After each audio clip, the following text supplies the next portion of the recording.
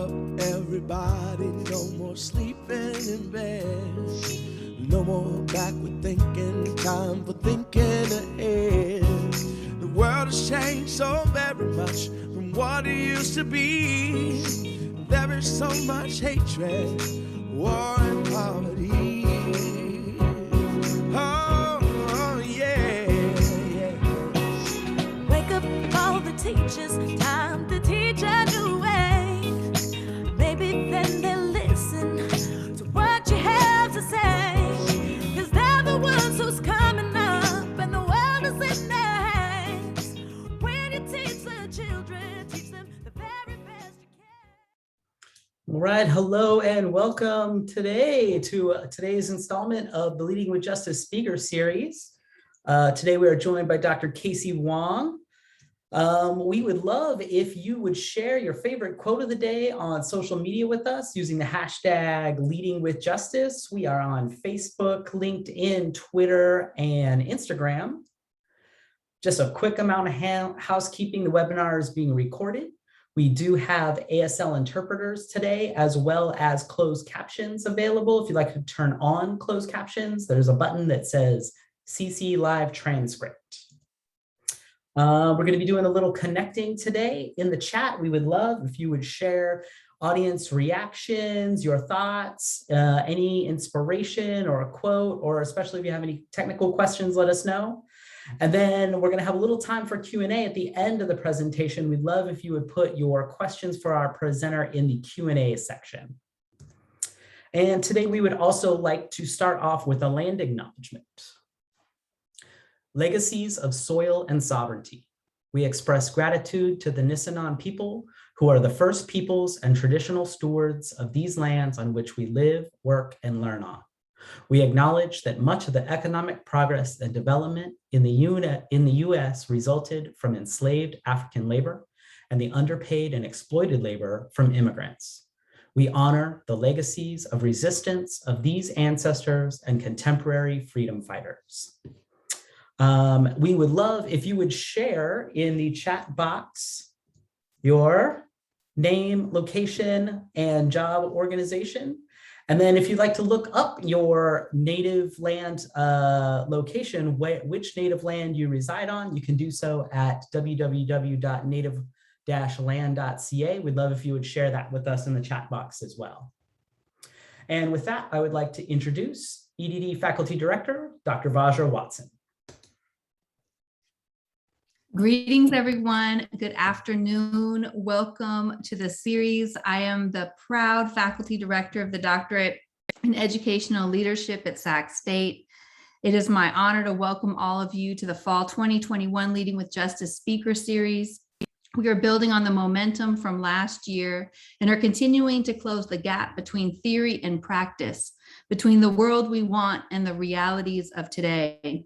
A couple of weeks ago during our Lunch and Learn, Lee Patel reminded us that learning is a fugitive act. Building on this idea, last week, Jarvis Gibbons dived into his new book, Fugitive Pedagogy, Carter G. Woodson and the Art of Black Teaching. During the discussion, Professor Amina Norris asked about connections between fugitive pedagogy and abolitionist teaching. Her question brought us to the intellectual precipice of Dr. Kenjis Watson. Yesterday, both him and his mom discussed a last call for apocalyptic education. Kenjis's mom likened schools to a fire and Black children to being kindling in that fire. As we talked about fire, I could hear Sonia Sanchez. She asks us, "Where is your fire?" I say, "Where is your fire? Can't you smell it coming out of our past? The fire of living, not dying.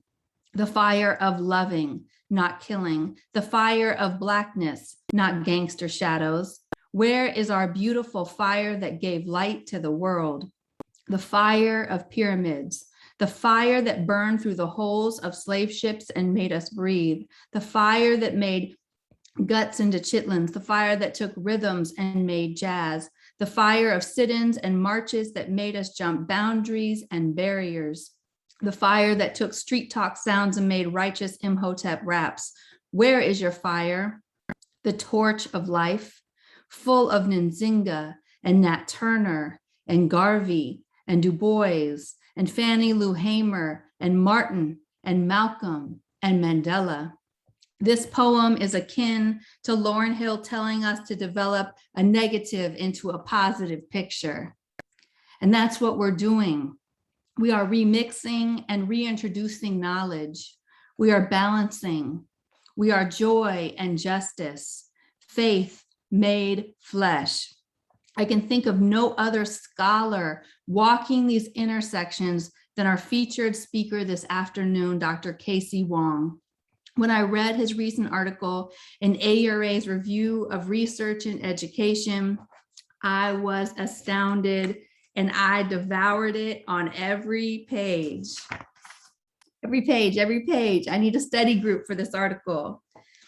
It's as if Fanon, Wu-Tang, and Sylvia Wynter went into the studio together and came out having produced the title of his piece, The Wretched of the Research. It is mind expanding, where fire meets resurrection. Before we get this intellectual party started, I want to give thanks to our partners and sponsors. The Leading with Justice series occurs because of support from the Sac State College of Education, SMUD, the Sacramento Kings, Fresno State's EDD program, and Sacramento Area Youth Speak Says.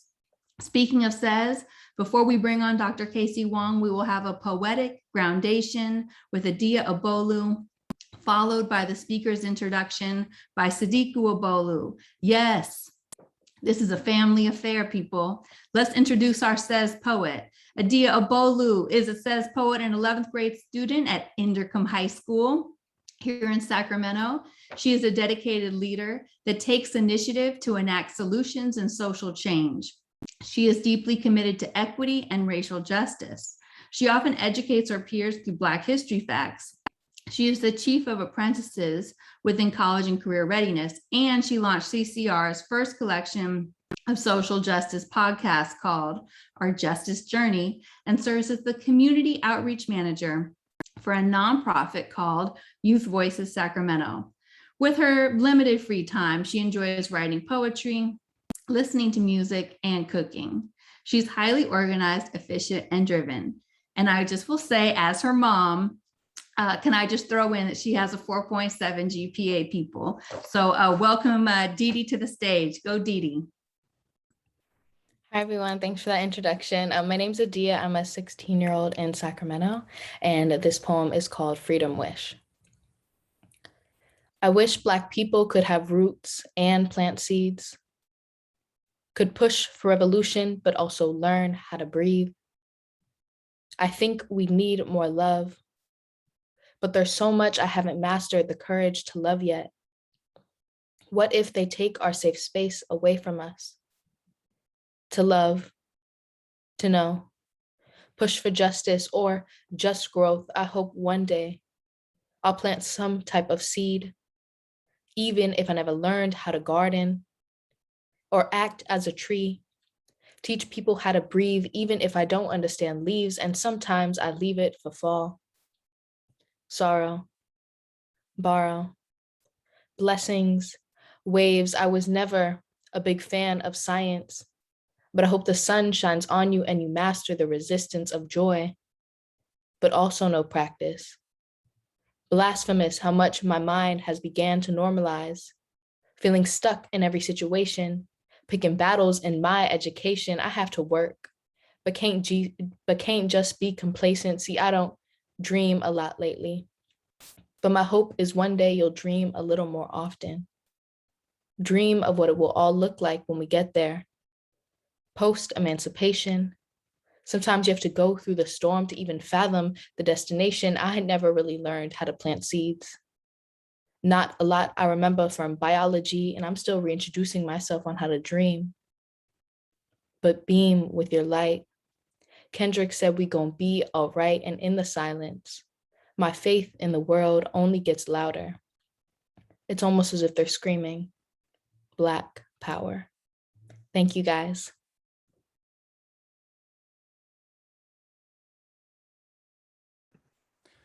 Thank you, Dee Dee, for that amazing poem.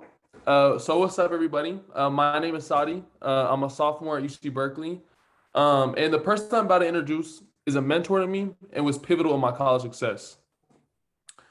So Dr. Casey Philip Wong is currently a postdoctoral scholar in the UCLA Department of Anthropology. He recently recognized for the 2021 UCLA Chancellor's Award for postdoctoral research. Dr. Wong's interdisciplinary research examines social justice, educational theory, policy, and practice.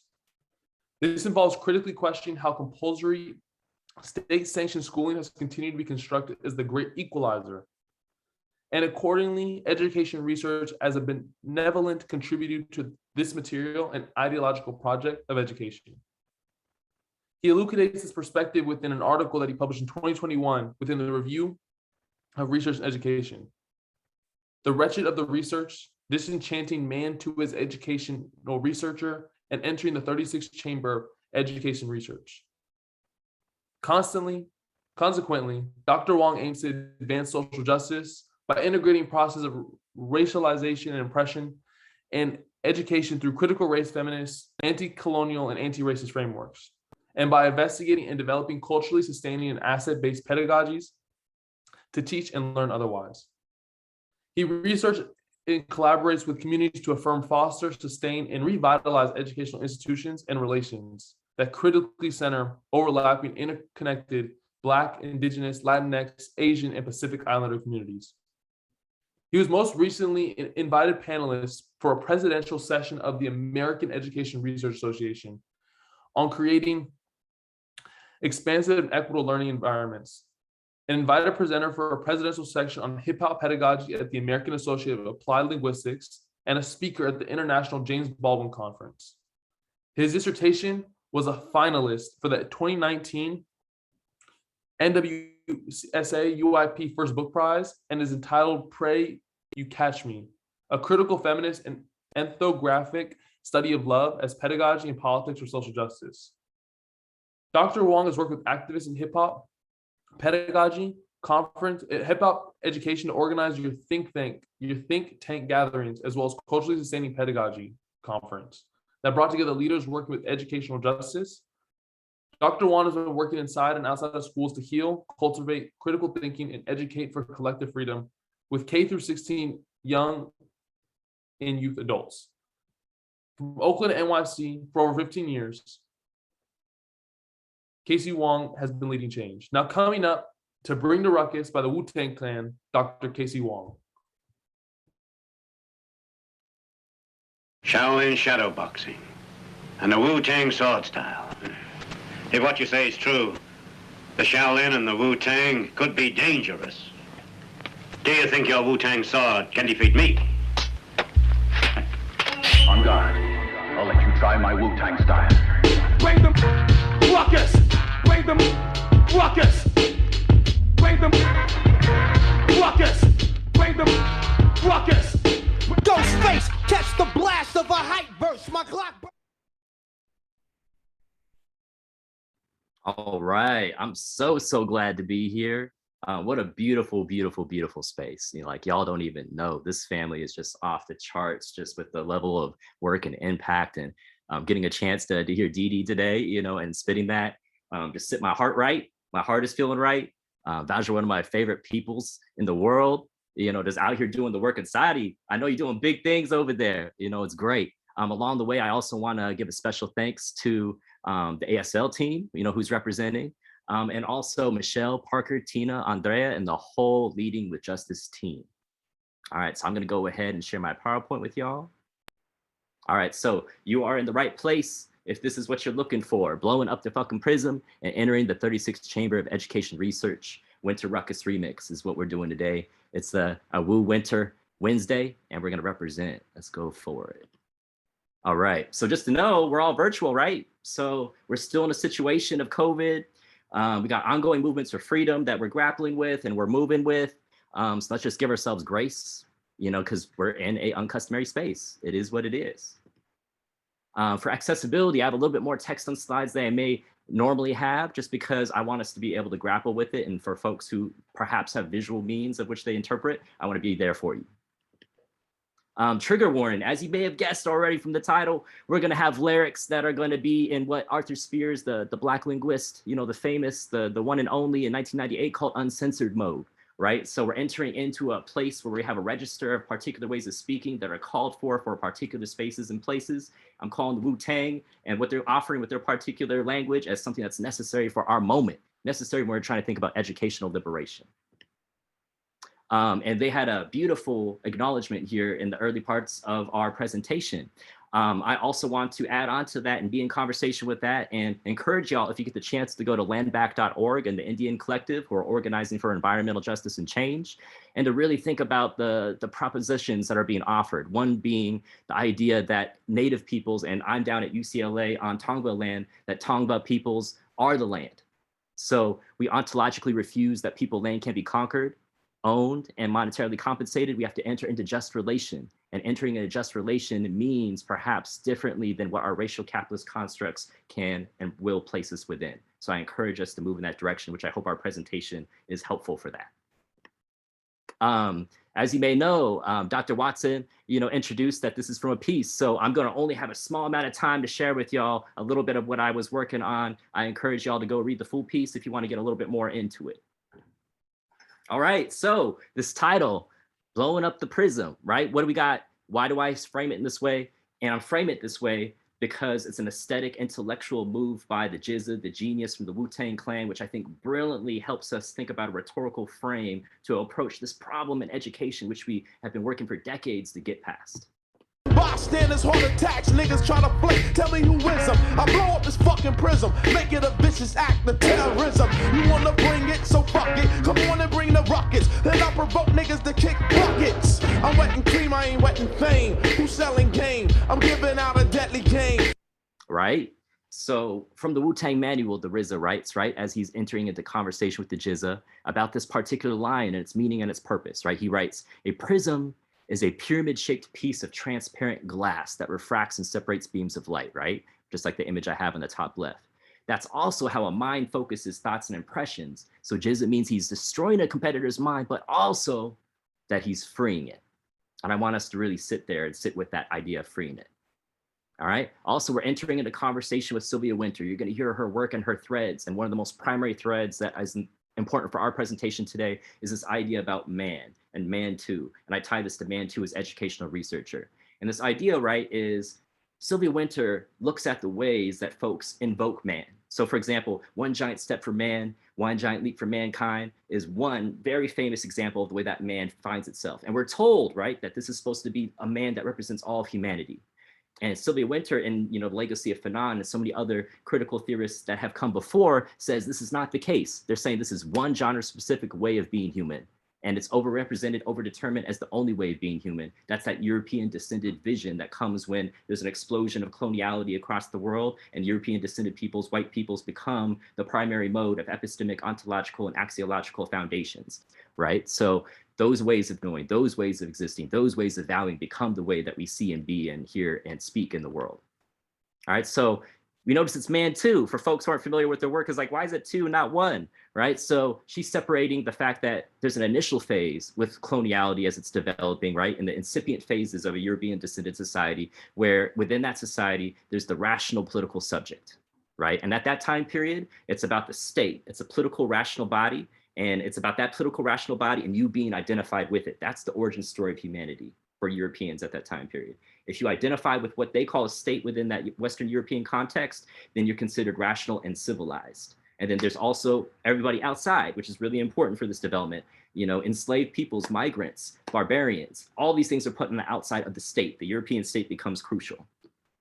However, we enter into the 19th century with the rise of Darwin, the rise of colonialism and racial capitalism through the 20th century. And she talks about this rise of this biocentric economic subject, right? That origin story of humanity no longer is just around the state, it expands thinking about biologically so.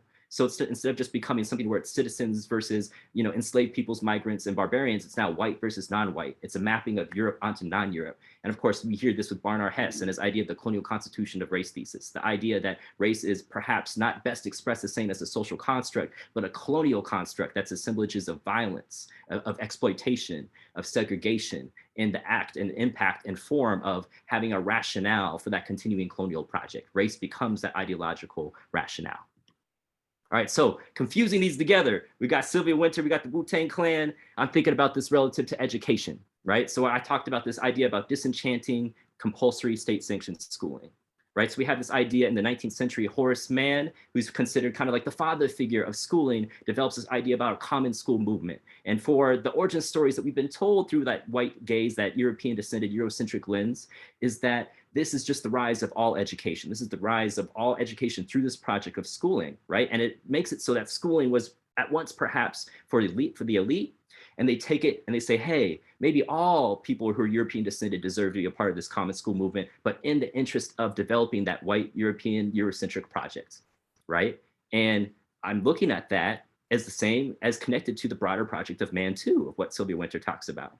So we have this ontological consolidation of compulsory state-sanctioned schooling as meaning education, and education as meaning compulsory state-sanctioned schooling. And we take that for granted, right? I'm saying this is the prism. This is the point at which our minds, often in educational research, as teachers, as administrators, we arrive at this lens, at this prism of which we sprout out all these different ideas. We arrive at a banking model of education, right? Where we're thinking about testing, measurement, teaching, the particular ways that learners are seen as consumers within a racial capitalist mode, which of course within a broader colonial mode. We talk about state-sanctioned standards and curriculum, tiers of students, right? We're talking about transmitted values, ideas about obedience, competition, and memorization as being key to modes of thinking about education. We think about, even in the contemporary moment, learning loss. Like, how is it possible to have a loss of learning unless you're operating from that prism, from that lens, from thinking about compulsory state-sanctioned schooling and education as a marketable, material, ownable commodity that's supposed to present you and place you within a particular world, right? So we're blowing up this fucking prism, right? I'll let you try my Wu-Tang Hold it for style. faith. Bring the motherfucking ruckus. Bring the motherfucking ruckus. Bring the motherfucking ruckus. Bring the motherfucking ruckus. Right? So this is where I say we're entering the 36th chamber of education research, because as Jarvis Givens told us, I believe last week, there's always been education otherwise, always been education in ways that are different that our communities have done on their own. There have been different modes and varieties. And within all these different strands, they're thinking about education is not ontologically consolidated as compulsory state-sanctioned schooling. It's just one social context. And they're thinking about then education as a social process of teaching and learning. That's it. And if education is a social process of teaching and learning, yes, it can take place in a compulsory state-sanctioned school, but also it means with funds of knowledge and all these different ways that folks have come before, think about in a home, on the streets, outside, multiple different traditions, genealogies of humanity, all different genres of being across the world. And I'm thinking about within this piece, this idea about what are these genres of human folks engaged in educational projects, continuing their own projects, and then also trying to deconstruct, right? To decolonize, abolish this particular project that has been overdetermined, overrepresented as the one model of education that we can do. Right? So I'm thinking about genres of being in the 36th Chamber of Education Research, right? This is the inhabitants of it. So I won't get a chance in this presentation because we're on a short note and I want to make sure that we get to the Q&A, but I can talk about any one of these and the over 1,000 articles that I looked at, and reducing it down to 150, and the constellatory process of which I engage with people across constellations of justice projects, and how those folks were in conversation with each other in ways that led me to thinking about these as being some of the central ways that people come together to think about education. So intersectionality, right? Epistemic educational frame, abolition, fugitivity, marriage, flight, strategic entanglement, cultural relevant sustenance, asset-based pedagogies more broadly, racial linguistics, pleasure and desire-based approaches, critical listening and storytelling, resurgence, refusal and decolonization, and of course, our most famous one, which people just think there's just one way that folks have always thought about it, even though this is a very relatively recent strategic move to think about racialization for the project of dissemblance of institutions that cause injustice, critical race theory, right? So we can come back to that as we have time.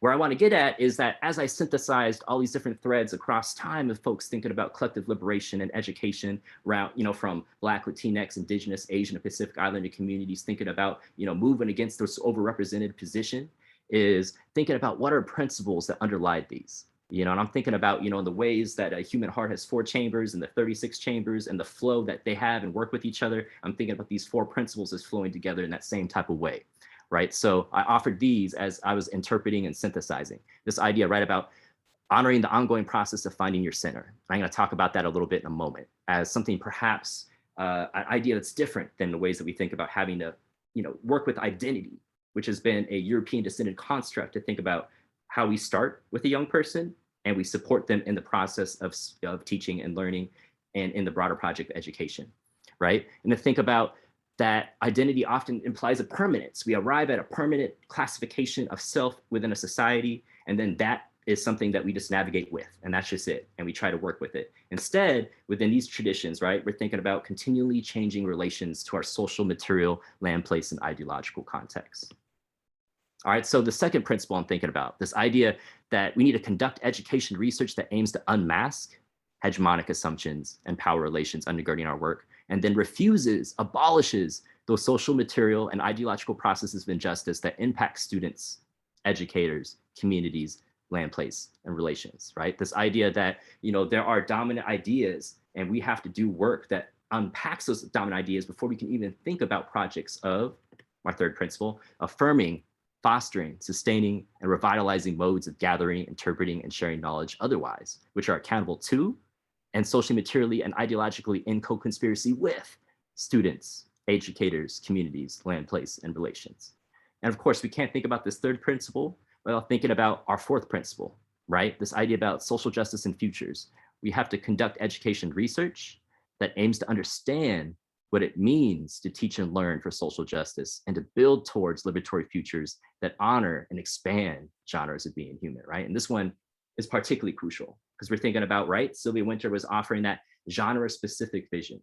And that genre-specific vision was for one iterative monohumanist variety of European descended people, and saying that all people have to adapt and accommodate and assimilate to that particular way of being for us as a human race to move forward, right? And we're thinking about, no, the best research practices that we want to do, which are embedded within these different traditions that as we've always done, in the words of Leanne Simpson, expanding genres of being human. And knowing that those genres of being human have always existed and they're continuing to exist and they're continuing to move and think about teaching and learning in their own varieties and ways, right? So I'm thinking about these as not in order, but think about how they flow together and how they're built together and how they can't be separated from each other. Because if one of these principles separates, then we arrive at a place of injustice. And I'm even thinking about, right, cultural relevance and, the notorious GLB and her brilliance and the ways that she has her 3 principles and folks take and pick, and particularly about that social political consciousness piece. Those things should flow together, and she designed those things to flow together. All right, so when I'm thinking about these 4 principles, after synthesizing them from these different traditions, this 36 chamber of education research, I was thinking, okay, what's an offering of thinking about what are some big problems, issues within each of these principles, right? So if we're thinking about that principle number 1, this idea about finding our center and then understanding our relations with each other, I'm thinking about in this particular moment, we're very fixated and continue to be fixated on identity. And in my piece, I talked about and spoke about, the ways that how this piece opened and arrived was I was working with my Sifu in martial arts, Greglan Yim Lee. And I had a particular moment where I was trying to navigate martial arts with somebody else. And I was trying to find my way to be able to find the target that I needed to find. And realizing that, he'd repeat over and over again this idea, find your center, right? And over time, over years of training with him, I had this idea about finding my center. Yes, it's a physical place in my body that allows me to find balance. It's an idea that's a kinesthetic and a physical balance. But as I came to understand it more deeply, that is a kinesthetic physical thing that is ontologically consolidated with our mental way of being and position in the world. It's knowledge of self. And this is something I realized was a consolidation of ideals with the RZA, and particularly the Wu-Tang Clan, as they're thinking about their position in Staten Island and broader New York City. He's watching Kung Fu flicks. He's looking at, 5%ers. He's thinking about, these different things together. He's thinking about hip hop, and he's thinking about, Kung Fu as a cultural movement. This idea, right, where he's looking at the 5% knowledges, this idea about 360 degrees is a completed circle of knowledge. And then he watches this film, The 36th Chamber of Shaolin, and thinking about, you know, education, right? The idea for folks who've seen this film is it's a student, he arrives at, you know, a place where, you know, he's learning in a radical setting. You know, he's aligned with this teacher who's trying to get him to resist against the government. And then a general comes in, kills his teacher, he flees, and then he takes and houses himself within a Shaolin temple, gets trained in knowledges through 36 or at that time, 35 chambers. And then he comes out and he defeats this general that destroyed his school and his teacher and his ways of being. And then he says, well, the Shaolin temple also wasn't so right. We need a 36 chamber where the people can train and be a part of our preparation, where the people can join in on knowledges. And Rizzo's like, you have a multiplied one chamber by 36 and gotten 360 degrees. It's a completed circle, right? We're having that synergy, that synthesis of knowledges otherwise. This is, you know, the wretched of the research coming together to think about knowing otherwise, and created one of the most brilliant hip hop projects arguably of all time. Like, this album is widely considered one of the best albums of all time. All right, so principle 2, we're thinking about that idea of unmasking, right? Trying to unmask dominant assumptions. You know, this is one that, you know, with that, you know, blowing up the prism, which is, I hope if anybody takes anything from this presentation, I hope, you know, you blow up your prism and you think about education as a social process and teaching and learning, and not something that is necessarily tied to a compulsory state-sanctioned school, even though for my teachers out there, that's a liberating idea though, to think about, hey, I can be supported to be a facilitator and even the Paulo Freirean critical pedagogical tradition of just thinking about education as a social process, and that transforms your classroom when you go into that level. And then you think about what is hindering your progress as a teacher within that classroom because of the ways that the education system functions and works, right? And we're thinking about school and abolishing compulsory state-sanctioned schooling. Folks often think about just the four walls of a classroom and the ways that it's arranged. But really, when we're thinking about it, we're thinking about how the education system, that consolidation within the 19th century with the Common School movement, says that schools have to listen to the nation state. Schools have to listen to the state. There is federal obligations, there are state obligations, which go to the county and districts and all the way down to a school. And those threads of having to listen are your material dependence upon being able to exist and be ratified as an institution of learning, right? What happens if we cut that off and suddenly the community determines that education? The community whose kids are in that place suddenly have an opportunity and right. And this is a tradition that we've seen. This is the Ocean Hill-Brownsville Rebellion that takes place in the 60s, right? This is where folks are coming up and they're like, we're going to refuse to listen to y'all. We're going to create our schools and do it for our own self-determination, right? We see this as the back picture right here, the self-determination for Black communities around education that happens in that movement. We're thinking on the West Coast with the Black Panther Party, the Oakland Community School, right? It starts off as a school being like, our kids are being politically, you know, put into a different place, right? That position of man too, and directed to include themselves in that particular way. We're not going to do that. We're going to create another alternative educational institution that allows our children to learn on our own terms. And of course, because of the FBI and the government getting involved in both those instances, those projects collapse in various ways, even though the Oakland Community School ratifies itself as a compulsory state-sanctioned school and ends up in a place where it becomes one of the best in the state because of that, but still is sabotaged in multiple different ways that Erica Huggins and others have documented. So we're thinking about this one, right? This principle number 3. And this one is a challenging one for folks, particularly even when we're thinking about critical race theory and modes of resistance and survivance and refusal, which strategically take up the categories created through European descended man in order to resist. You know, and these have been successful. We're not going to downplay that. We might even be in that space for a while yet and continue to be in that space. To strategically align ourselves, say as Asian or Black or Latinx in these particular modes, can be very helpful in thinking about and resisting the ways that the state creates those categories. But we're thinking about what happens, right? And I know you had Lee Patel before, and this is from her work where she's thinking about this project. She's thinking about one of the projects of educational research and just broadly within our society is to deconstruct things and then reassemble them in a way that makes sense to that man-too figure or makes sense for the broader dominant idea and lens.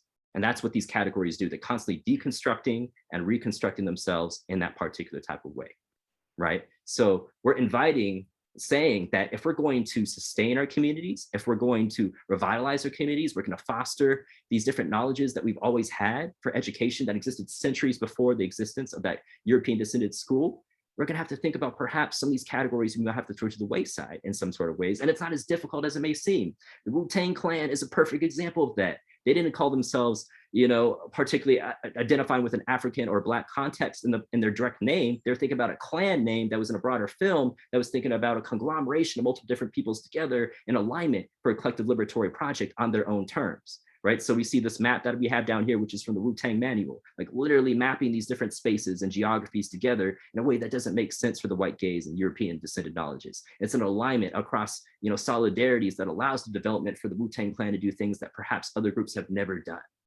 Right. This is even within Sylvia Wynter, right? This is an aspiration within her work. She's looking at language and people critique her works for being very dense or thick, but arguably she's creating mosaics of words and lexical items that don't exist in the current contemporary mode of thinking about resistance, because she's like, they haven't been thought of as possible.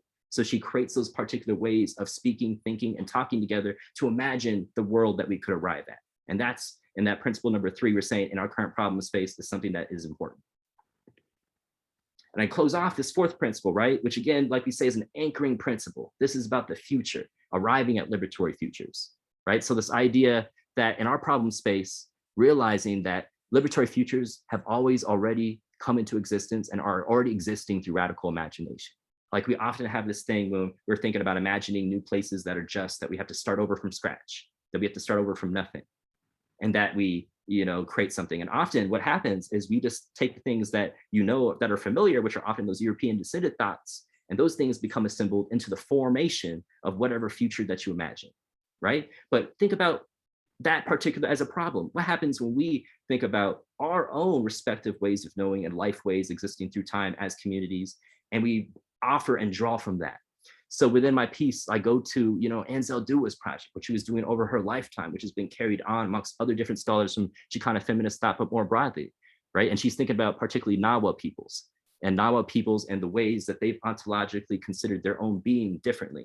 So I offered my genre of being, right, where, and that was in conversation with the RZA as he saw it with Kung Fu films, as a Cantonese descended person from Hong Kong and Macau, is this idea about finding your center as one Taoist expression of a particular mode of how we understand our being and how it can connect to teaching and learning. Within Nahua tradition, they have a central question that became, a contemplative mode and which their education depended.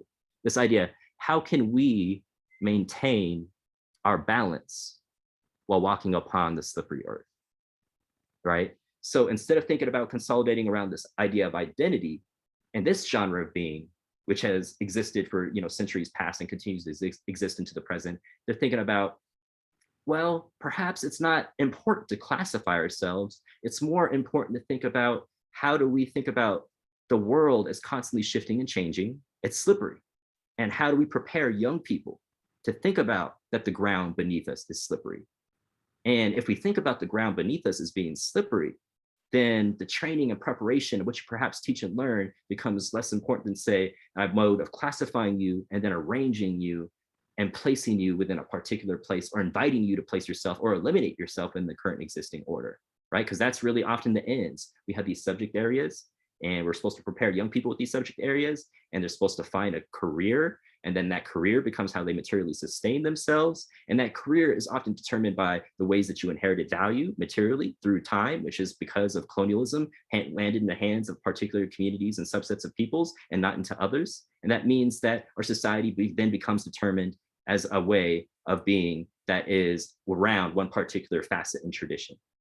So we're entering this Sylvia Wintering, this Wu-Tang vision of collectivity and mutual alignments, and not thinking about overdetermination in monohumanist forms.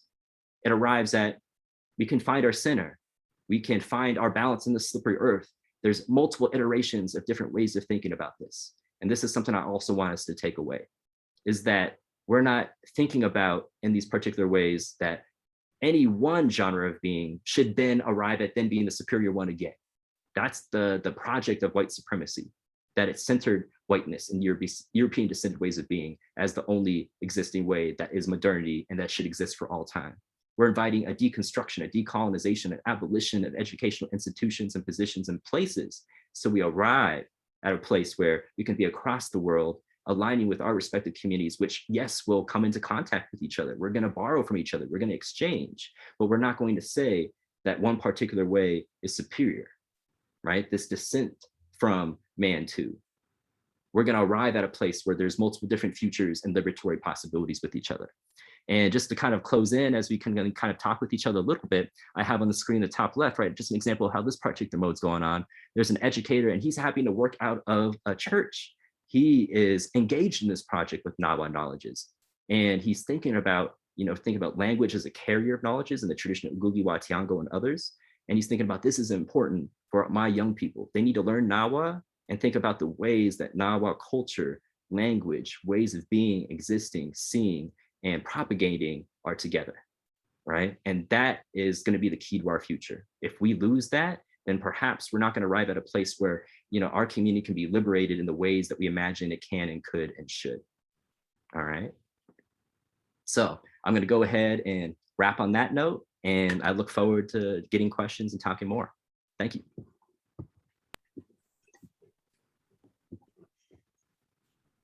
This is so amazing. So first and foremost, thank you. I wish you could hear the echoes in the chamber box, coming through the chat. I personally, I get goosebumps when you're putting these pieces together. Your piece, even when I'm looking back at it, I mean, it literally makes me want to weep, because as you align and center into the heart and ask different questions, one of the things that made me thought of, like, when you change the axiology, you change the direction, you change the question, you're helping us to rearrange like our own beings and our relationship to knowledge. So folks, put questions in the chat box. I always have questions. I'm gonna, Sadi came on to do your introduction, and I'm gonna give you one of his questions. He said, in many ways, white supremacy is imploding. I don't think that white supremacy will survive, but do you think it will take the world with it? Ooh, that's a heavy question. That's a real question. I like to have faith that the fact that there's been ongoing movements for freedom and liberation for a long time, and there's been oppression turned over for a long time, even though we're at a overarching project that is incredibly powerful. And I think that's something that, is a very real possibility. But, I go back to, shout out, I think it was one of my friends, Shana Sanchez, in the audience, like this summer. These past few weeks, I'm sorry, my mind is everywhere. I got a chance to visit the South and Montgomery and the Legacy Museum. And his particular project, right, is he's thinking about how when we enter into a place of hopelessness, that's the enemy of justice, right? So when we enter into a place where we have hope once again, and we think about the possibility of hope, that's the real key to arriving at a place of justice. So I think, even though it's, I'm not going to admit it's a real possibility that the world could implode in these particular types of ways, I'm going to invite us to think about through how radical traditions, the Black radical tradition. I'm also thinking of, say, like Angela Davis, as she's thinking about particular ways of, I've seen, I think, her in the audience before with a young person with a very similar question. And she's like, you don't have the right to think about in those particular ways because, of what folks and political prisoners have been through before, and it's those knowledges that you've now learned and you're picking up, and it's responsibility to learn these different knowledges because they can allow us in our own problem space to think about and build our world anew, so I think it is an overwhelming project, but I think it's really at this point in time, and I get that idea about alignments, particularly from Cedric Robinson, and his idea about racial capitalism and the Black radical tradition is thinking about how do we as communities, even though we have different projects, and Eve Tuck and Yang talk about this in their particular works around abolition, decolonization, Black liberation next to Indigenous liberation, how do we fuse these different projects in alignment? And it doesn't mean becoming the other in the vision of that Sylvia Winter said. It means thinking about how can we come next to each other in the vision of the Wu-Tang Clan. Like, I know folks probably seen that Wu-Tang series, which I love, and they cinemize this very well with Raekwon and Ghostface and how they're from Stapleton and Park Hill, and they come together as, enemies, because they're realizing that they're not going to succeed without each other. That's the level of solidarity and alignment that we need. And I think that's the concentration that we can arrive at. And if we arrive at that Wu-Tang Clan sensibility, then we have a possibility and a hope for that future and arriving there. I know that you are really well read and well published. Is there, if you would recommend like one book to maybe to scholars, to incoming kind of doctoral students, or just community organizers, from folks that, I think you really unpacked that knowledge of self is knowledge of self, and that, we all can access it. Is there a particular like book that you think we all should read? Ooh, that's a hard one. That's a hard one. Usually my go-to is, as a foundational text, is Black Marxism and Cedric Robinson's piece.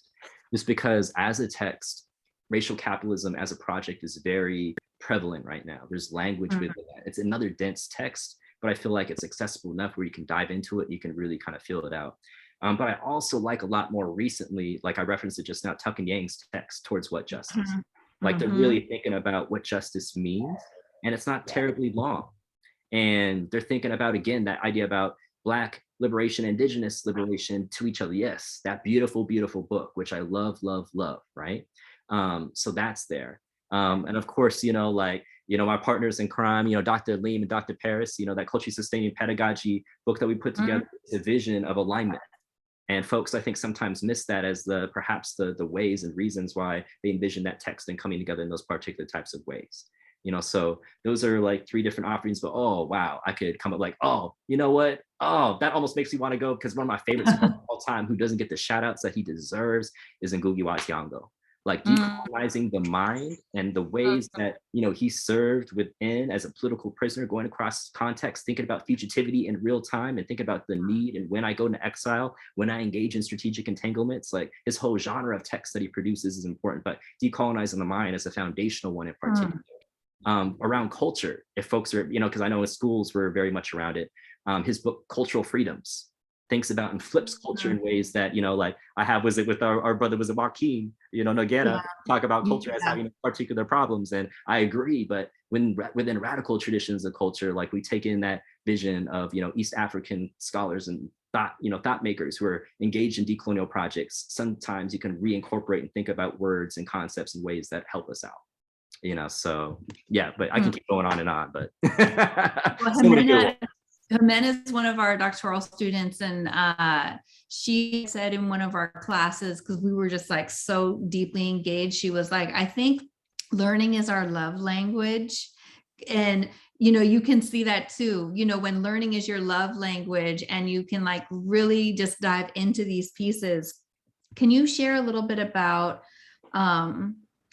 we think a lot about the power of imagination and these quantum leaps forward, thinking about some of the work of Sean Ginwright. Yeah, love his work. I feel like it's a challenging question, but like, 7 generations forward, like where do you want to see the work? What is it? What garden are you seeding right now? Oh man.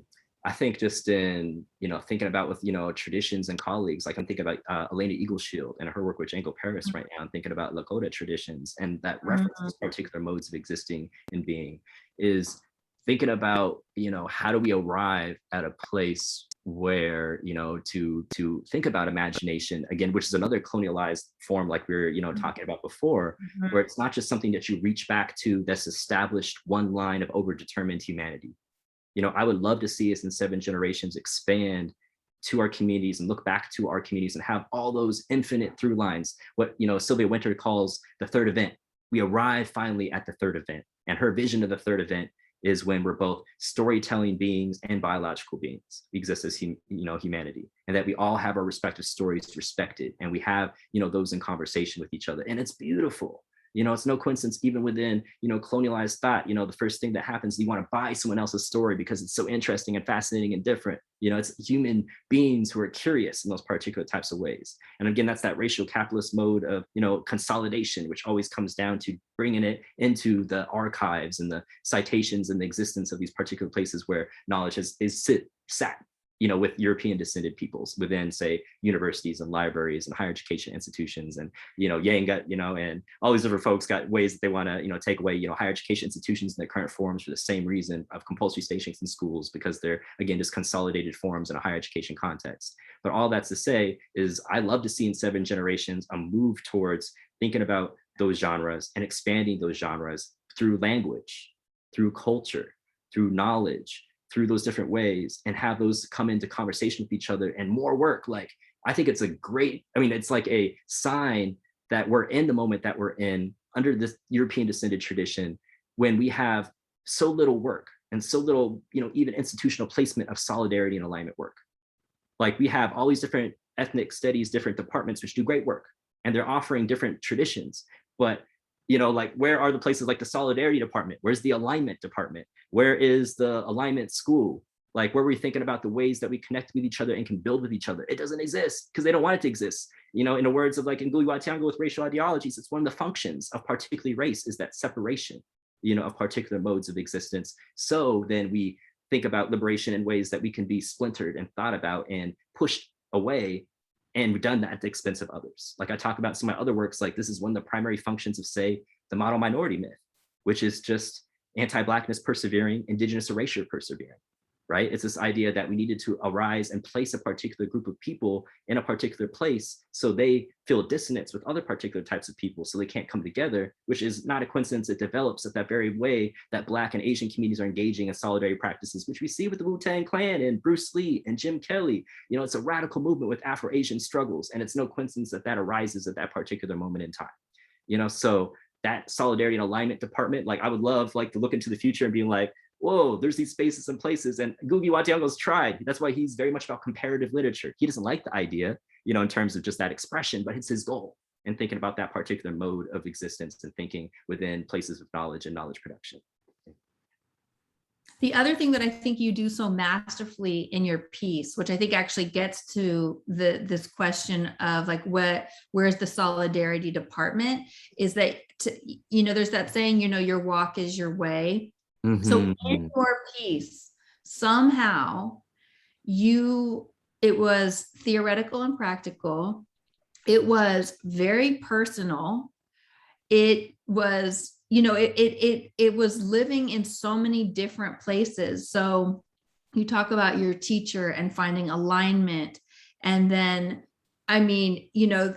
connecting it to the slippery slope of the earth, but what it was is you were actually bringing together so many different traditions that are interconnected.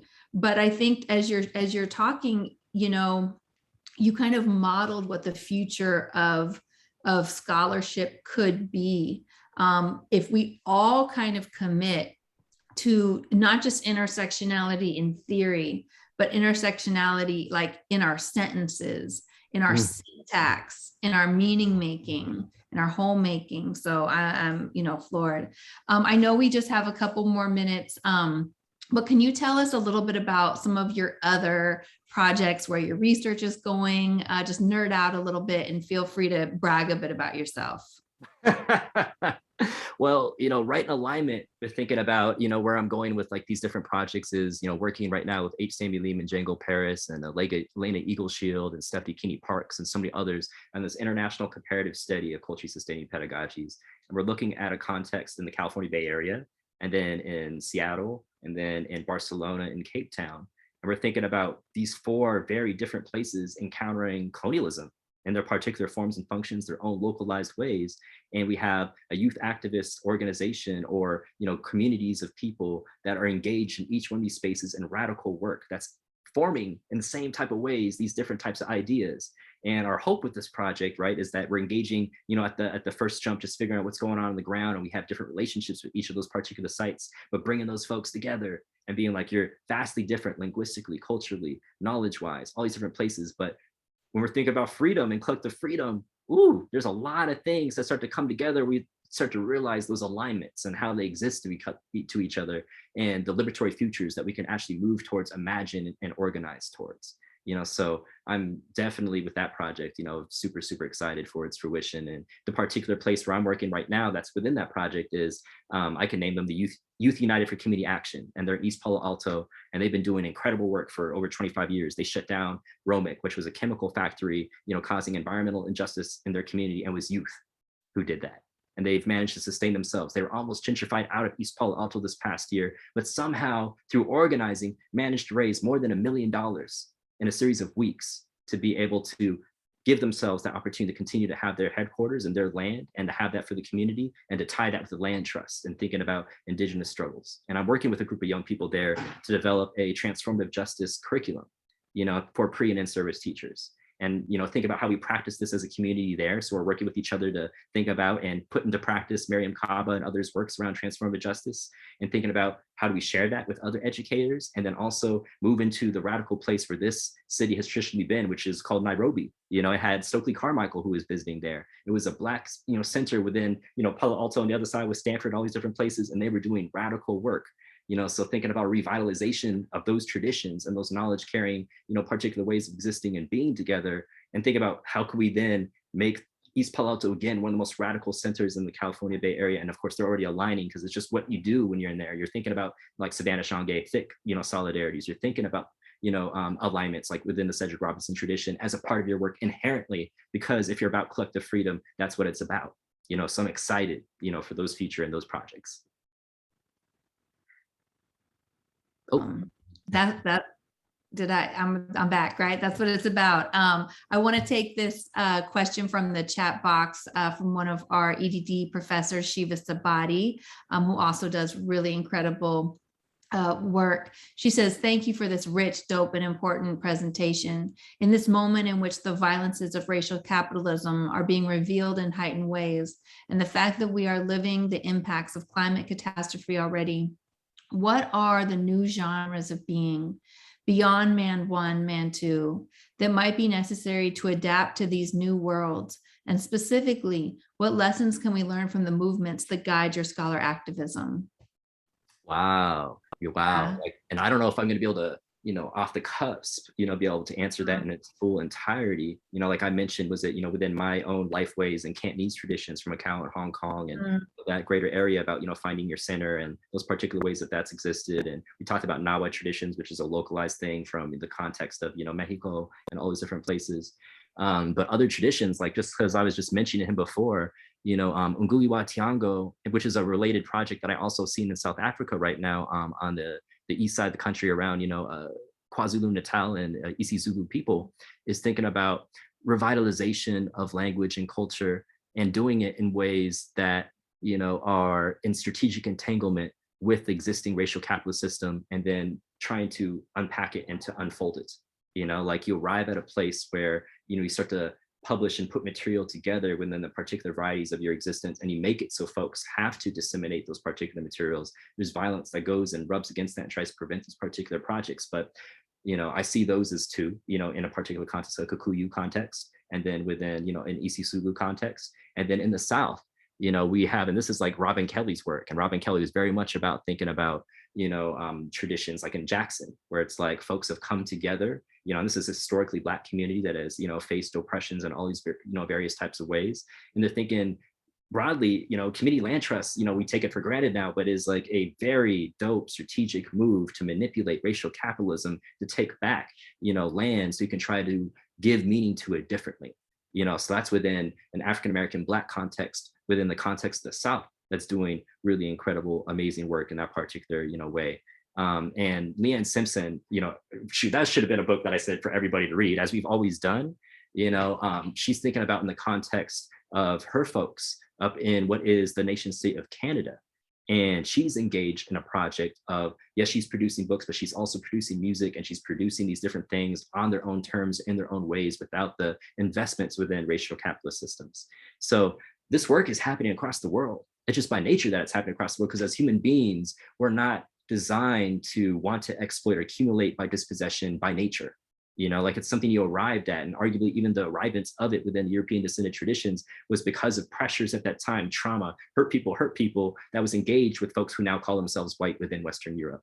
And it's unfolding and unpacking those projects, across the world and looking at between the lines. Because one of the points I'm making in my piece is this idea that, say, for instance, within even academic scholarship, we look at who's got the most citations, where the citations come from, who's got a professorship position. Is thinking, when you think through between the lines, you think about constellations of knowledge and who's responsible to each other and who's not responsible to each other. You then look between the lines and see, perhaps we can put folks in a conversation that wouldn't normally be a part of those conversations. And of course, that was one of the reasons why I brought the Wu-Tang Clan in.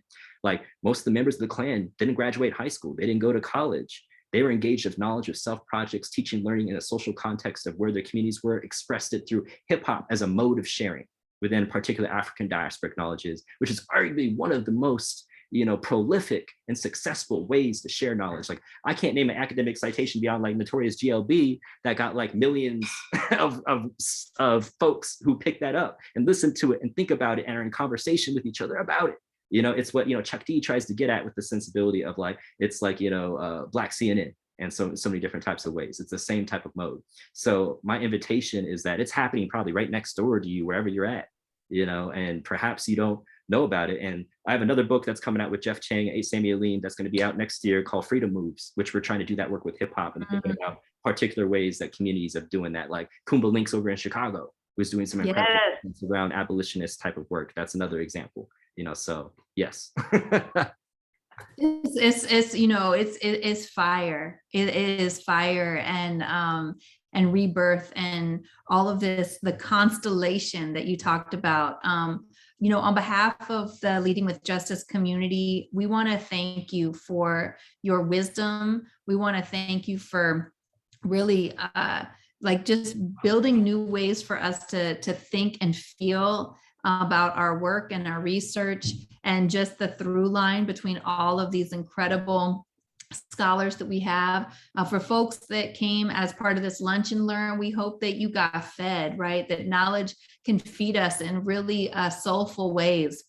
We have our last and final Leading with Justice conversation happening next Wednesday with Mark Warren and community organizers in Sacramento, talking about willful defiance and his new book looking nationally at the movements to end the school to prison pipeline and bringing a lot of that scholar activism to the fore. So I hope folks join us.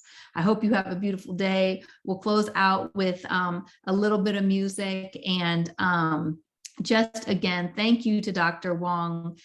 You really are one of like the scholar of scholars of this generation. And I hope everybody, knows your work, continues to study what you put out. And thank you for helping us grow in so many different directions. So we love and appreciate you deeply.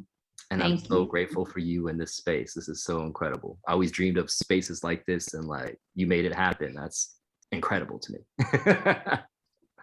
Thank you all. Have a wonderful day. Take care. Peace. Peace, peace.